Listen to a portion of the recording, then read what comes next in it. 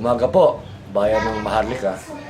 Dito po tayo ngayon sa bahay ni Chieftain Edgar Cadavedo. Dito po sa Cagayan de Oro City.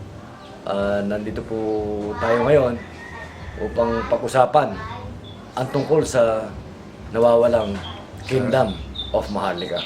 Magandang umaga po. Chief Cadavedo, ano ba yung mensahe na talagang gustong mahagi ng pinaka-chairman ng Alimaong Council?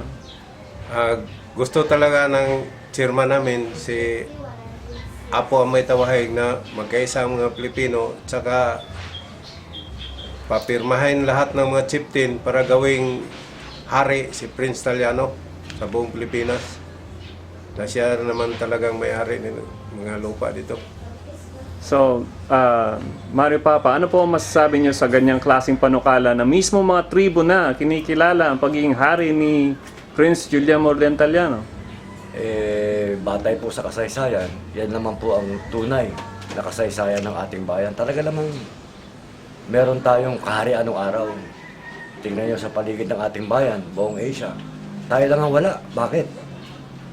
Parang talagang iwinala o sinira ng mga dayuhan, conquistadores. Halos wala tayong written history o artifacts man lamang na magpapatunay na meron talagang Kingdom of Maharlika noong araw.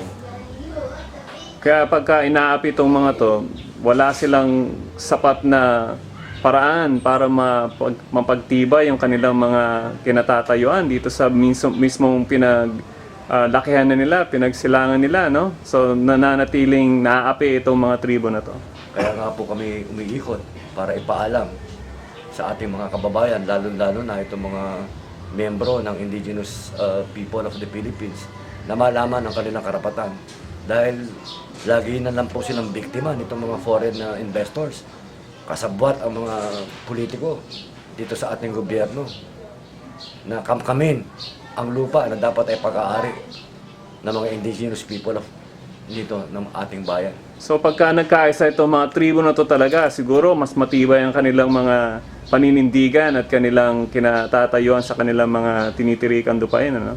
Dapat lamang sapagkat ito'y ayon sa batas ay kanila at ayon sa ating mga ninuno ay dapat maging kanila at sila dapat ang makinabang sa mga lupaang ito, hindi ang mga banyaga at mga investor na umaapi sa ating mga kababayang mahihirap.